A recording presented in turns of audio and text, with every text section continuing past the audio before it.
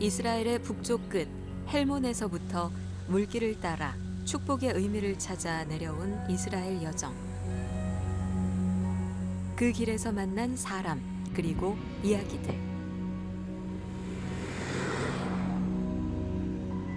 갈릴리 호수를 채우던 단의 풍부한 물줄기는 요단강을 따라 세상에서 가장 낮은 곳 사해로 걸음을 재촉했고,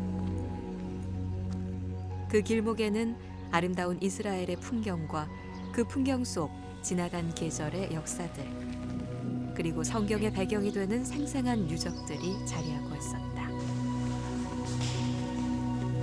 우리는 이제 가장 낮은 곳으로 흐르는 물길처럼 가장 낮은 곳을 향해 걸어갔던 한 사람, 그 진정한 축복의 의미, 예수 그리스도를 만나러 간다. 이스라엘 여정. 여행이라는 것이 그러하듯 때로는 광야 한복판을 달리는 것처럼 고단하다가도 일상의 소란스러움을 떠나 드넓은 자연과 풍광을 바라보면 어느새 모든 것이 새로워지는 것처럼 마음이 맑아진다. 사람을 만나고 이야기를 만나고 그렇게 새로운 것과 새로운 추억을 적어내려가는 것이 여행이라면, 그것이 나그네로서 누릴 수 있는 행복이며 인생의 나그네 된 우리가 누릴 수 있는 삶의 축복이 아닐까.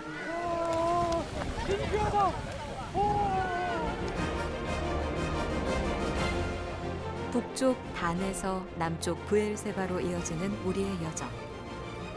성경을 읽으면서 만나던 것들을 손으로, 눈으로, 마음으로 직접 담을 수 있는 시간이기에 이 여행이 더욱 의미가 있다.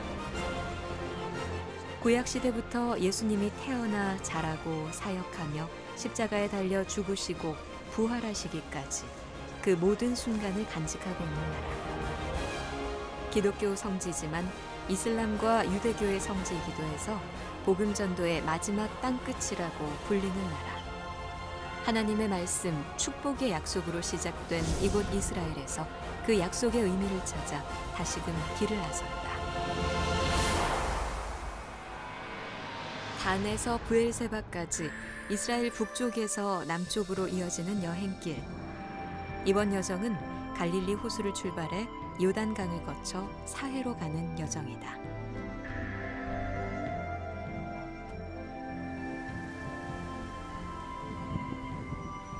걷기에 참 좋은 날씨였다. 하늘과 바람, 금빛 들판이 만들어내는 이스라엘의 아름다운 계절 사이로 천천히 걸음을 옮겼다. 이스라엘을 북에서 남으로 쓸어내리듯 잔잔히 흘러가는 요단강.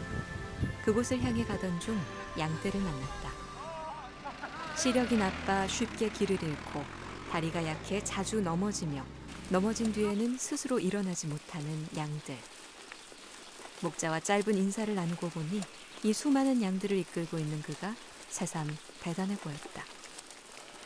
이런 양들에게 목자가 필요하듯 그 양과 닮아있는 우리에게도 목자가 필요했다. 그렇기에 예수 그리스도, 그분은 우리에게 선한 목자로 찾아오셨다. 요단강.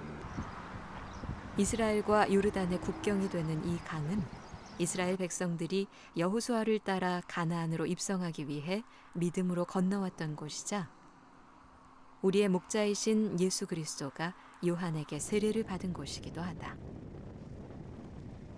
그토록 이스라엘 백성과 예수님이 자신의 삶과 생명을 믿음으로 내려놓았던 이곳에는 인간의 죄로 인한 처참한 결과물들이 함께 공존하고 있었다. 요단강은 요르단과 이스라엘의 국경이다. 이 두 나라는 이스라엘 건국 이후 줄곧 극단적 대결 관계를 유지해왔다. 그 후 1948년 5월 이들의 갈등은 이스라엘의 독립선언 이후 더욱 깊어졌으며 결국 전쟁으로까지 이어졌다. 이곳 요단강 주변에는 그때의 상흔이 그대로 남아있었다. 국경이 바로 코앞에 있는데 이 분쟁의 흔적들이 아직도 이렇게 오늘날까지 이렇게 남아 있어가지고 그때 그 모습들을 이렇게 볼 수가 있네요. 자신의 먹을 것을 찾기 위해 제멋대로 움직이는 목자 없는 양들처럼 예수님이 없는 나약한 인간들도 자기를 위한 이기심으로 서로 상처 입히며 살아가고 있었다. 갈릴리 호수를 지나 첫 번째로 들른 곳은 예수님께서 요한에게 세례를 받으셨던 요단강 세례터다. 전쟁의 상흔이 고스란히 남아있는 이 길을 따라 모든 상처를 싸매고자 오신 예수님을 만나기 위해 걸음을 옮겼다. 예수님은 우리 죄를 위해 이 땅에 오셨다. 국경지대인 만큼 경비가 삼엄했지만 그 곁에서 사진을 찍는 관광객의 모습이 옅은 웃음을 짓게 했다.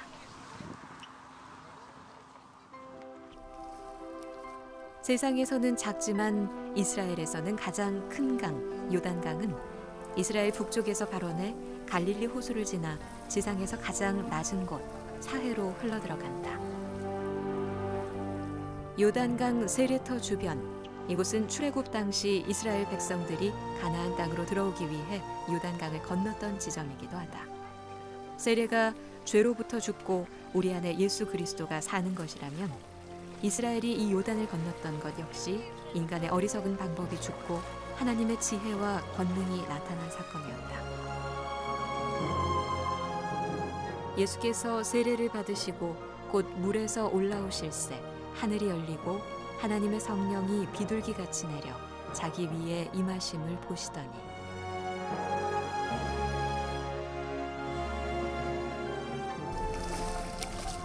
약속의 땅으로 들어오는 경계이자 예수 그리스도 공생의 시작점이 되었던 이 요단강에서 예수님은 가장 낮은 곳으로 흘러가는 이 물결 위에 자신의 몸을 낮추고 세례를 받았다. It's a great place. It's really a saint place, I think so. It's history of our mankind, and that is great. That's all. 세례는 그저 몸을 물에 적시는 행위가 아닌 자신의 이전 존재를 씻어버리고 하나님이 말씀하시는 대로 새로운 존재됨을 입는 것이다. 하나님의 사랑받는 자녀요, 기뻐하는 자가 되는 것이다. 그리고 그 가능성은 예수 그리스도를 통해 세상 모두에게 열리게 되었고, 그렇게 그분의 자녀가 된 수많은 사람들은 예수님을 느끼기 위해 이곳을 찾는다. 우리는 이곳에서 예수님의 특별한 친구들과 만났다. 에리트레아에서 온 난민들.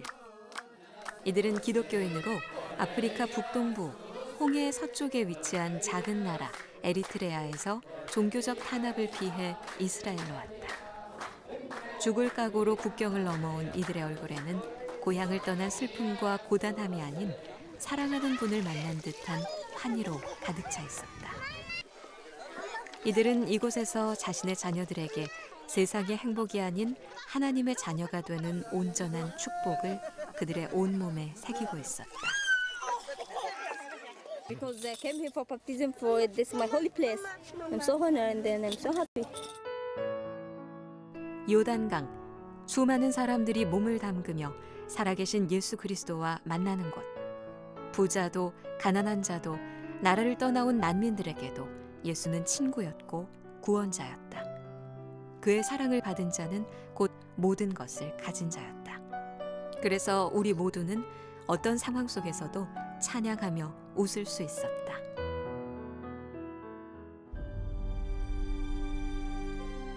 이제 우리는 요단강을 따라 사해로 향한다. 요단강은 흐른다. 가장 낮은 곳으로. 이 땅에 오셔서 가장 낮고 낮은 십자가 위에 달리셨던 예수님처럼 마치 그가 걸었던 그 길처럼 요단강은 그렇게 세상에서 가장 낮은 곳 사해로 흘러들어간다.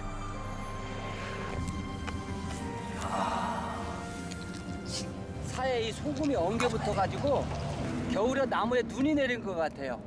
소금입니다. 이 소금. 요단강에 물이 유입되나 유출구가 없어 그 수량만큼 다 증발되는, 그래서 높은 염도로 인해 생물이 거의 살지 못하는 죽은 바다, 사해. 하지만 에스겔 선지자는 이 죽은 바다도 다시 살게 될 것이라 예언했다.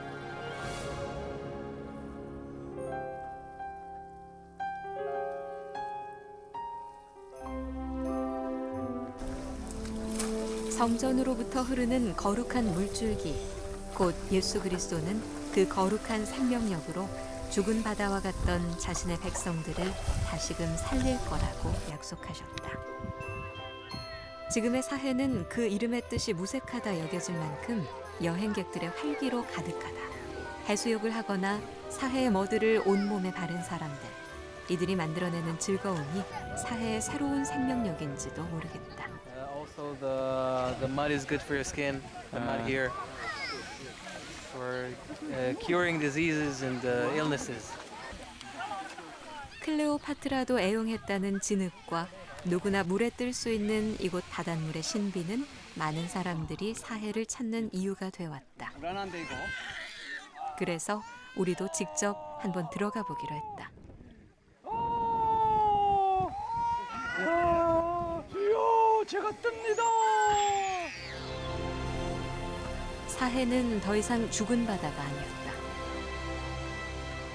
해변을 가득 채운 사람들의 웃음소리, 바다를 가득 채운 다양한 광물질들은 사해가 만들어내는 놀라운 생명력이었다. 사해는 유대 광야와 맞닿아 있는데 사해의 서쪽 중앙 유대 광야에 위치한 엔게디에는 또 다른 생명력이 자라고 있었다. 삶이라는 뜻의 엔, 새끼 염소라는 뜻의 게디, 즉 새끼 염소의 삶이라는 의미로 유대 광야의 오아시스 역할을 하는 엔게디 지역. 그리고 이곳에 위치한 엔게디 키부츠 식물원. 사막의 식물원이라니 보지 않고서는 믿기 힘든 광경이었다. 이곳엔 세계 각국의 다양한 식물들이 모여 있었다. 물이 나오네. 나도 한번 해보자. 이걸로 발로. 야, 이게 우리나라 로션 같아, 로션.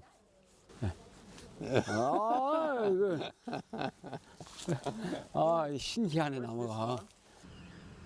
זה מקניה, סומליה, אתיופיה, זה רעל. אם עושים מזה תה או מכניסים לפה, אפשר למות.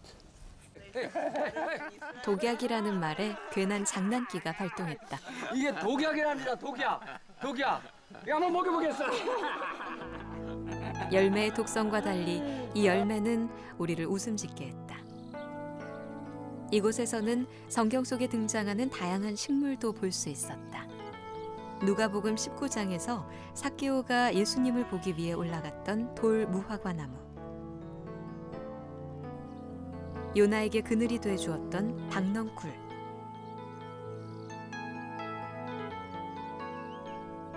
동방 박사들이 예수님의 탄생을 축하하며 선물했던 모략,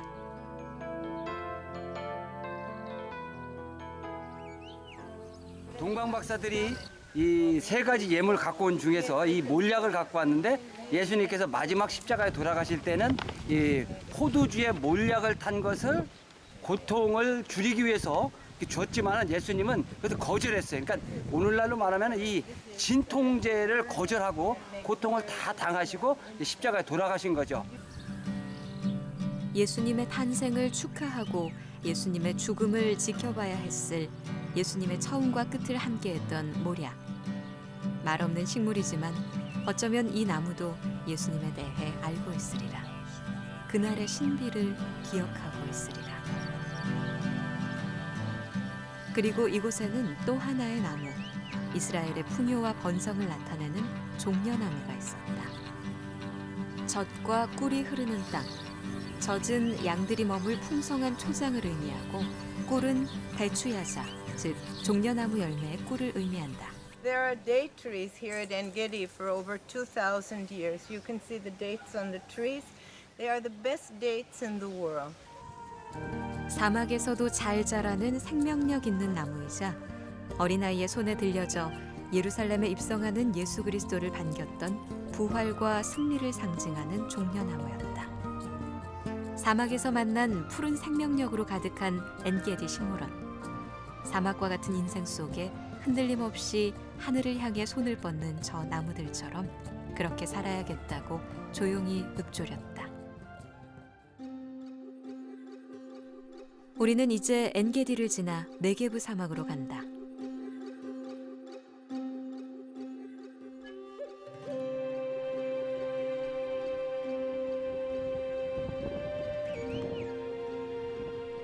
광야, 이스라엘 국토의 60% 이상을 차지하는 척박한 땅. 우리는 때로 우리의 인생을 광야에 비유하곤 한다. 끝이 보이지 않는 황량함과 스스로 생명을 이어가기엔 도무지 방법을 찾을 수 없는 곳. 누군가의 도움이 절실하게 필요한 우리의 인생과도 닮은 여기 네게브 사막이다. 이스라엘 북쪽에서 강줄기를 따라 내려와 브엘세바로 가기 전 우리는 이스라엘 백성들이 그랬던 것처럼 방향을 돌려 먼저 광야로 간다.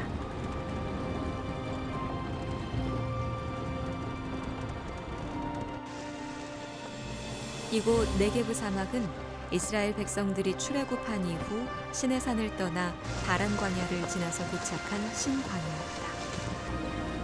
하나님은 약속의 땅으로 들어가기 전 그들에게 광야를 먼저 허락하셨다.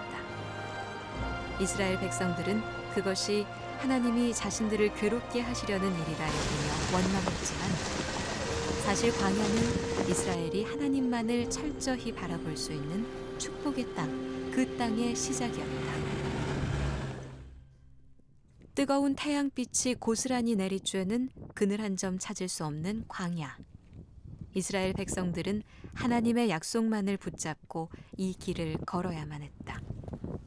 그분만을 의지하고 그 약속만을 소망한 채 아무것도 보이지 않는 이 길을 그저 걸어야만 했다. 이 길에서 바라볼 것은 하늘뿐이었다. 원망할 곳도 간구할 곳도 없는 오직 하늘뿐이었다. 사람의 노력으로 이렇게 먹고 살 수 있는 곳이 아무것도 없어요. 그냥 뭐 하나님이 주시면 먹고 하나님이 그냥 마시게 하시면 마실 수밖에 없는 그러한 이렇게 모습을 바라보면서 이 광야와 같은 오늘 우리 삶 속에서도 오직 하나님만을 바라봐야 되는 그러한 굳건한 신앙을 가져야 되겠다. 그러한 생각이 하나님이 원하신 건 단 한 가지였다. 사랑하는 자신의 백성들이 자신만을 의지해주게, 믿어주게. 광야에서도 그늘이 되고 돌보는 손길이 되는 하나님 한 분만을 사랑해주길 간절히 바라셨다. 하늘과 맞닿은 곳, 그분의 품 광야였다. 이제 광야를 돌아 약속의 땅 남쪽 경계인 브엘세바로 간다. 단에서 브엘세바까지 이스라엘을 북에서 남으로 이어온 우리의 여정. 그 길에서 이스라엘 백성들이 걸었던 그 걸음을 따라 네게브를 지나 축복의 땅으로 향한다. 히브리어로 7개의 우물이란 뜻의 아브라함 이전부터 존재했던 오래된 도시 브엘세바. 이곳에는 아브라함과 이삭의 우물이 있는데 사막 지역에 위치하고 있기 때문에 우물을 깊이 파야 물을 얻을 수 있었다. 그래서 이곳 우물들은 대부분 그 깊이가 깊다. 여기 브엘세바 우물이 70m거든요. 얼마나 깊은지 한번 돌을 한번 던져보도록 하겠습니다.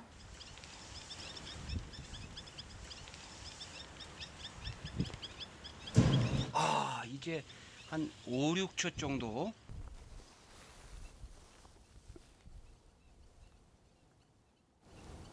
이야. 브엘이라고 하는 것은 우물이라는 뜻이고 이 세바는 7개니까 7개 우물이라는 뜻이거든요. 그만큼 이 브엘세바는 이제 물이 많고 또 우물이 많은 곳이라서 옛날서부터 이제 사람들이 일찍부터 살았던 그러한 곳이고 또 이 아브라함도 이곳에서 우물을 받고 또 이삭 때도 우물을 받던 그러한 곳이 이제 브엘세바입니다. 당시 우물을 파기 위해서는 사람이 직접 들어가 흙을 퍼올렸다고 하니 아브라함도 이삭도 이 사막에서 물을 얻기 위해 얼마나 애를 썼는지 눈에 선했다. 그리고 당시 큰 성읍이었던 이곳에는 기원전 10세기 전부터 사용됐던 물 저장고가 있었는데 그 깊이가 상당히 깊은 것을 볼 수 있었다. 네게브 사막에 위치한 이곳에서의 물은 생명과도 같이 중요하고 또 귀했는데 그럼에도 이삭은 우물을 팔 때마다 물을 얻을 수 있었다. 또한 이곳에는 고대 흔적들이 그대로 남아 있었고 무엇보다 하나님을 예배했던 제단을 볼 수 있었다. 당시 사람들은 제단 각 모서리에 있는 뿔에 기름을 바르고 뿔을 잡고 기도하며 하나님을 예배했다.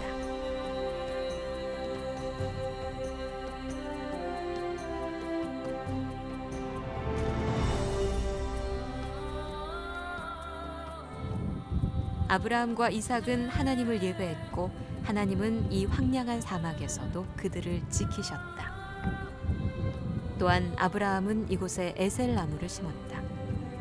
사계절 푸르른 이 나무 앞에서 아브라함은 엘 올람, 영원하신 하나님을 예배했다. 아브라함은 이 브엘셀바에서 영생하시는 여호와의 이름을 부르면서 이런 에셀나무를 말년에 심었던 것이죠. 그 말년에 본인이 사용할 수도 없는 그러한 이 에셀나무를 미래를 위해서 또 나그네의 그늘을 위해서 이렇게 심었던 것이죠.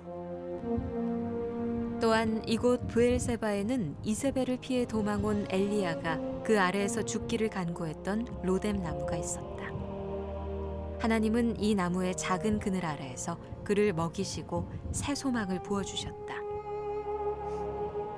축복의 땅 이스라엘은 물이 풍부했던 북쪽 지역뿐 아니라 이곳 브엘세바까지를 포함하는데 이 황량한 사막 역시 축복의 땅이 될 수 있는 건 함께하시는 하나님 때문이라는 걸 이곳의 우물이 나무들이 말해주고 있었다.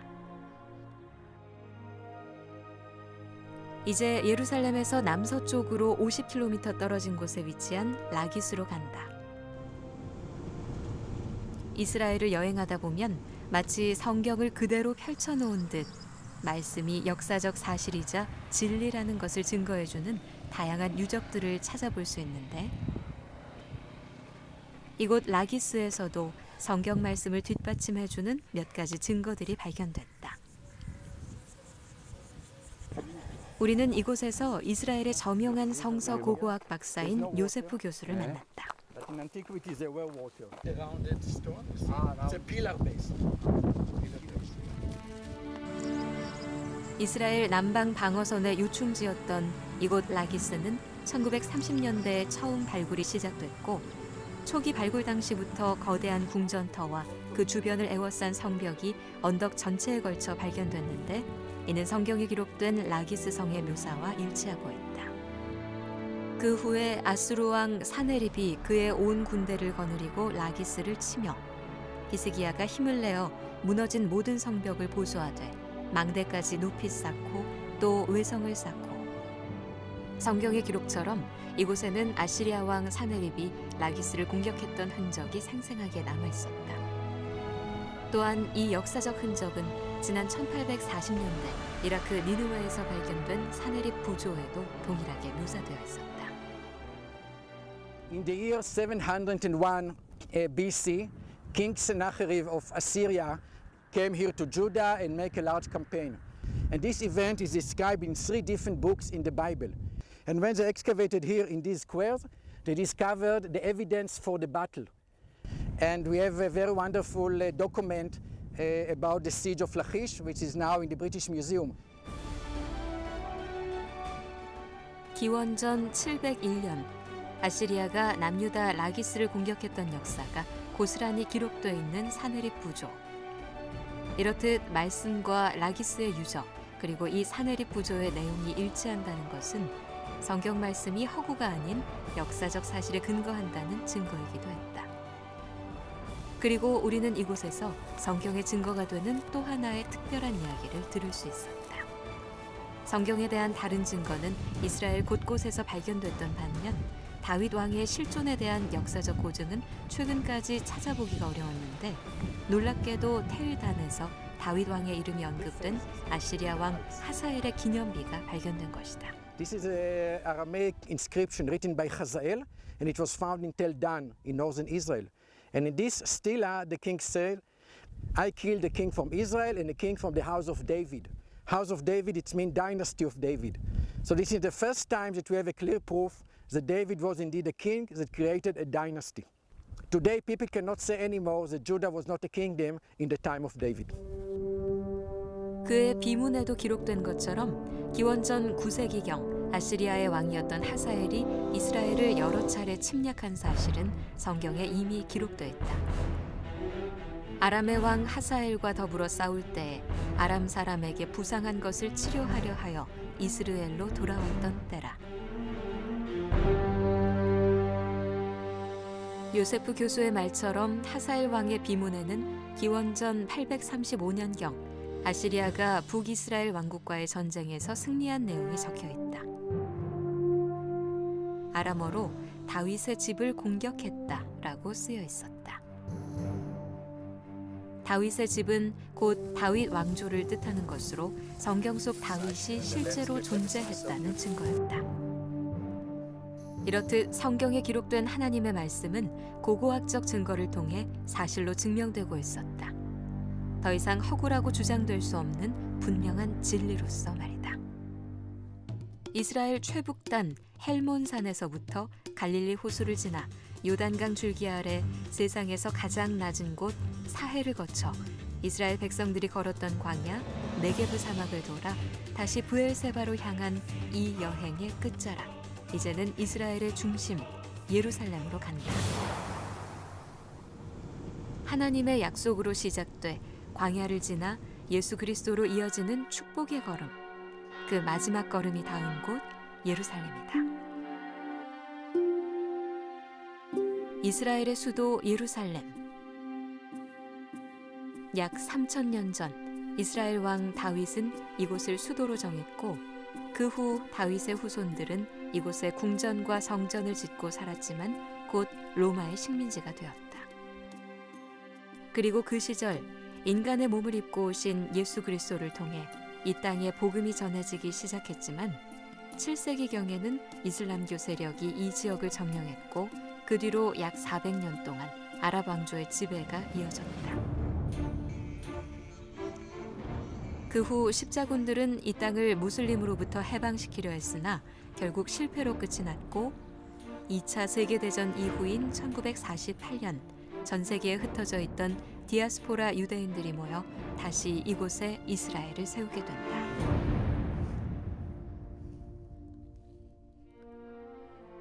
현재 예루살렘의 옛 시가지를 둘러싸고 있는 성벽은 16세기 오스만 통치자에 의해 지어진 것으로 다윗과 솔로몬 시대에 세워진 성의 위치와는 다소 차이가 있다. 당시 오스만 통치자였던 술탄 슐레이만은 옛 시가지 주변에 새로운 성벽을 쌓았는데 이따금 솔로몬 왕 시대에 건축된 것으로 추정되는 오래된 성벽의 자리와 맞물리기도 했다. 시대적 분위기에 따라 예루살렘 성의 크기와 규모도 계속해서 변해왔는데 약 3,000년 동안 수많은 전쟁과 파괴로 무너지고 또다시 세워지면서 지금의 모습으로 자리 잡게 되었다. 단순히 적으로부터의 방어를 목적으로 세워졌을 성이지만 지금은 이슬람과 유대교 등의 다양한 종교들이 집합된 전 세계 이목이 집중되는 희대의 보고로서 존재하고 있다. 이 성에는 8개의 문이 있는데 그중 5개가 오스만 투르크 시대의 것으로 욕바문, 다메섹문, 사자문, 분뇨문, 시온문이 있다. 이스라엘 서쪽 욕바를 향해 있는 욕바문, 북쪽 시리아의 수도인 다마스쿠스를 향해 있는 다메섹문, 스데반 집사가 이 근처에서 순교했다고 전해지는 사자문, 그리고 지금까지 남아있는 가장 오래된 입구는 황금문이라 불리는 동쪽 문으로 로마인들이 6세기에 건축한 것인데 유대인들은 아직도 메시아가 이 문을 통해 예루살렘으로 들어올 것이라고 믿고 있다. 그 때문인지 오스만 제국의 슐레이만 1세는 황금문을 봉인해버렸고 문은 아직도 굳게 닫혀 있다.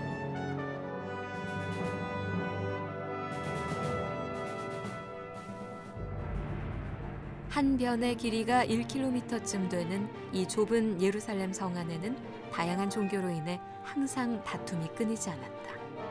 그래서 결국 유엔의 중재하에 기독교, 유대교, 이슬람교, 아르메니안 정교가 관할하는 4개 구역으로 나뉘어져 있는데 유대인들의 구역에는 통곡의 벽이 포함되어 있고 기독교인들의 구역에는 예수님이 십자가를 지고 걸으셨다는 십자가의 길이 있다.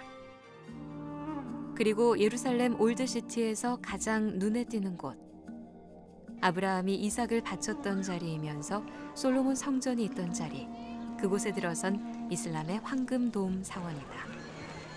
이곳에는 마호메트가 승천했다는 바위가 있고 이는 메카, 메디나와 함께 예루살렘이 이슬람의 3대 성지가 되는 이유이기도 했다. 황금돔 사원이 이슬람의 영역이라면 여기 이곳 유대인들의 자리가 있다. 18m 높이의 예루살렘 서쪽 벽. 솔로몬 성전 이후 헤로드 왕이 성전을 지었지만 서기 70년 예루살렘을 파괴한 로마 군대가 자신들의 위험을 과시하기 위해 이곳 서쪽 성벽만 남겨놓았다. 그 후 성전을 잃고 나라를 빼앗긴 유대인들이 성벽에 머리를 맞대고 울었다 하여 한국의 벽이라 부릅니다. Burnt off, like the Romans, and the only place he stays is in this wall. It's the only thing that's left from his house, and from here he stays. So it's the only place we have the God still stays. We learn about it, but we know it's not connection. As Jews and we are Christians, two different things. I don't probably can ask a Christian they know more about it. 이 좁은 예루살렘 성벽 안에는 기독교를 포함해 이슬람, 유대교 등 진리를 안다고 믿는 다양한 부류의 사람들과 그들의 믿음으로 가득 채워져 있었다. 그들은 믿는 대로 살고 있었고 그 믿음은 그들의 삶을 지탱해주는 무언의 힘이 되고 있었다. 하지만 무엇이 우리가 진정으로 믿고 따라야 할 온전한 진리가 될 수 있을까? 예수께서 이르시되 내가 곧 길이요 진리요 생명이니 나로 말미암지 않고는 아버지께로 올 자가 없느니라. 사람들은 말한다. 산 정상까지 오르는 길은 다양하다고. 결국 모든 길이 정상을 향해 뻗어 있다면 절대적 진리는 없는 거라고 얘기한다. 하지만 예수는 말한다. 예수만이 길이요 진리요 생명이라고. 이 길만이 생명으로 연결되는 유일한 길이라고 말이다. 예루살렘에는 이슬람과 유대교의 소란스러운 외침 뒤에 예수 그리스도의 흔적으로 고요하게 채워져 있다. 그중 가장 먼저 들린 이곳 감람산. 높이 800m의 올리브산이라고도 불리는 이곳은 예수님의 숨결이 고스란히 배어있는 듯했다.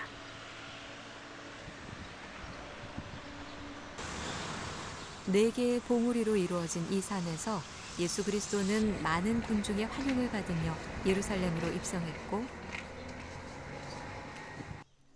이 산의 서쪽 기슭 겟세마네 동산에서는 예수 그리스도의 순환이 시작됐으며 이 산 정상에서 예수 그리스도는 생을 마감하며 보좌로 승천하셨다.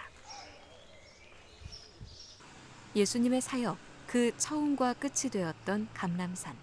예수님은 이곳에서 기도하셨고 제자들에게 기도를 가르치셨는데 그런 이곳에 주기도문 교회가 세워져 있다.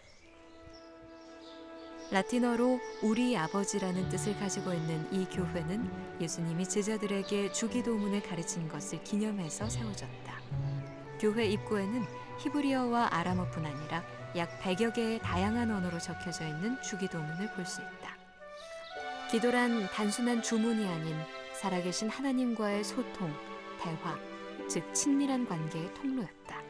예수님은 제자들에게 하나님과 소통할 수 있는 통로가 되어주셨고 직접 그 방법을 가르치셨다. 하나님과의 친밀한 관계만이 어떠한 상황 속에서도 심지어 광야 한복판에서도 유일한 생명이 되어주기 때문이었다.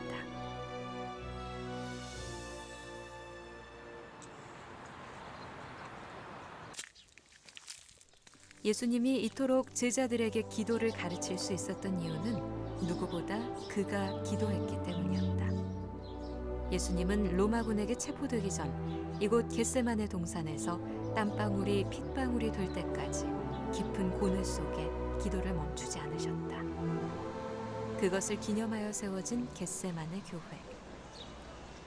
비잔틴 시대에 처음 세워진 이 교회는 몇 차례에 걸쳐 파괴되었다가 16개국의 성금으로 다시 지어져 지금은 만국교회라고도 불린다. 이 교회의 중앙에는 예수님이 기도하셨다고 전해지는 바위의 일부가 철제 가시관으로 둘러싸여 보존되고 있었다. 예수님은 이곳에서 죄로 인한 인간의 고통을 자신 안에 가득 채우고 아버지 하나님의 이름을 불렀다. 누구도 대신해 줄 수 없었던 지극히도 고독한 그 고통 속에서 그는 죄의 끝, 죽음의 길로 걸어가신다. 죄인이 걸어야 했을 그 길, 예수님은 스스로 죄인이 되어 십자가를 향했다.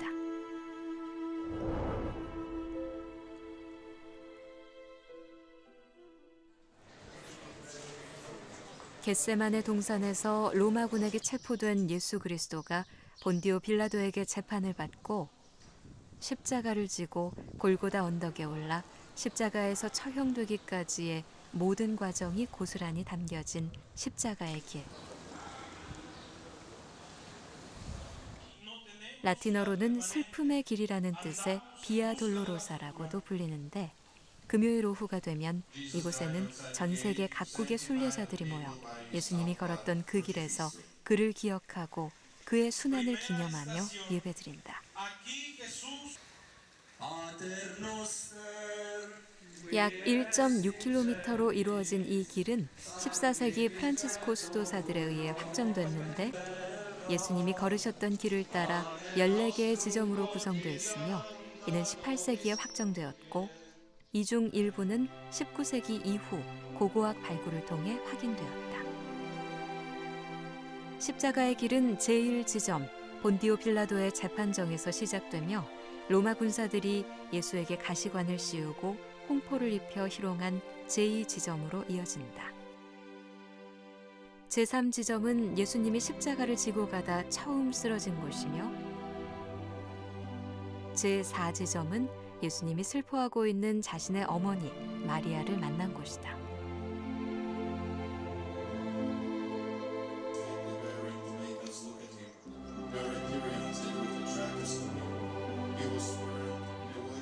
제5지점에는 십자가를 진 예수님이 잠시 휴식하며 손을 짚었다는 벽이 있고 이곳에서 구레네 사람 시몬은 예수님의 십자가를 골고다 언덕까지 대신 지고 올랐다.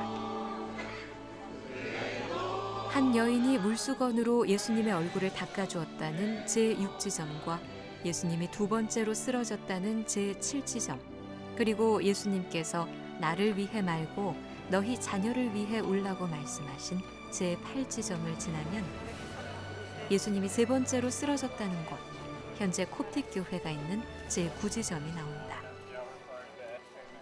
제10지점부터 제14지점까지는 지금의 성묘교회 안에 위치하고 있는데 성묘교회는 예수님이 십자가에 못 박혀 죽음을 맞이한 뒤 안장된 묘지에 세워진 교회로 성분묘교회, 무덤교회라고도 불린다. 이곳에는 로마군이 예수님의 옷을 벗기고 십자가에 못 박은 자리와 예수님이 십자가 위에서 죽은 뒤 그분의 시신을 내려놓은 곳이 있고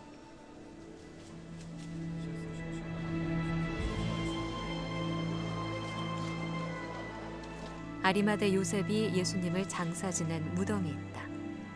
예수님은 이곳에 안장된 뒤 사흘 만에 부활하셨다. 또한 이곳에는 예수님을 무덤에 안치하기 위해 염했던 돌이 있다. 성유석, 즉 기름 부은 돌이라 불린다.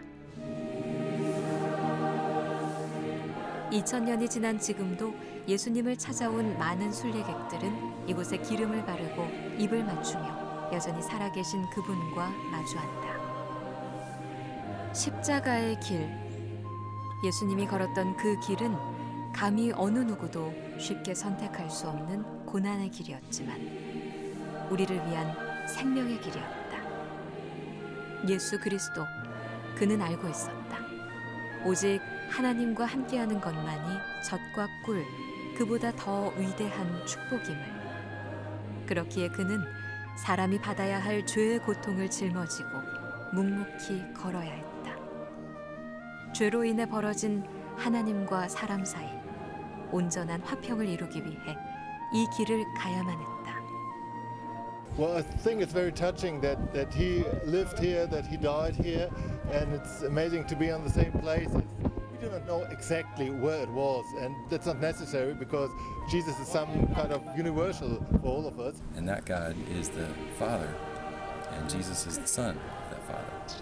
So that is what this place represents to us. We are blessed to be here in the Holy Land, and I thank God for everything, and blessed to you. Blessings. Blessings to all of you, and peace in the world. 축복이 하나님과 함께하는 삶 그 자체라면 죄는 하나님을 거절하는 것이며 그 결과는 영적 죽음, 곧 그분과의 영원한 단절을 의미한다. 하나님과 사람 사이, 그의 피 묻은 걸음은 곧 길이 되었고 그 벌어진 틈 사이를 잇는 다리가 되었다. 그분의 걸음은 깨어진 약속을 회복시키는 걸음이었고 조각난 관계를 회복시키는 걸음이었으며 무너져버린 소망을 새롭게 하는 걸음이었다. 스스로 길을 안다고 말하는 수많은 인파 속에서 예루살렘의 한 줄기 빛, 예수 그리스도는 그렇게 말없이 빛나고 있었다.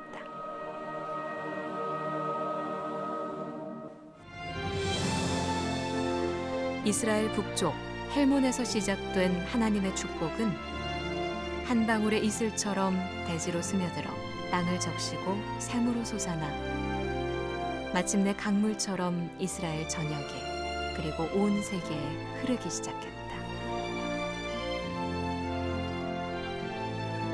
젖과 꿀이 흐르는 땅 가나안.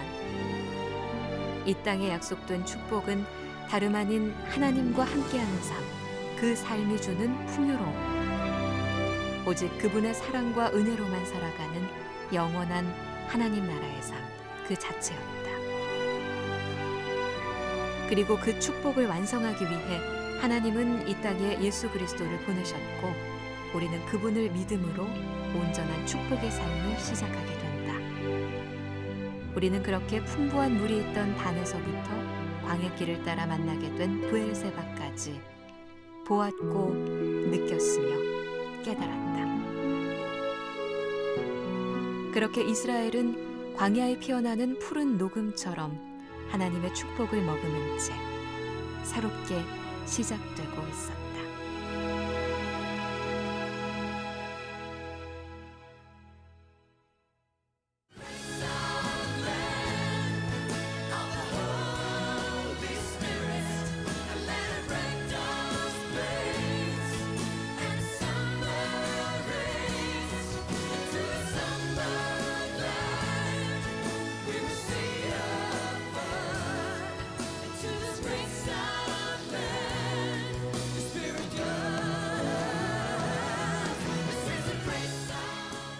이 프로그램은 이스라엘 관광청 행복한 세상을 만들어갈 이삭에서 협찬해 주셨습니다.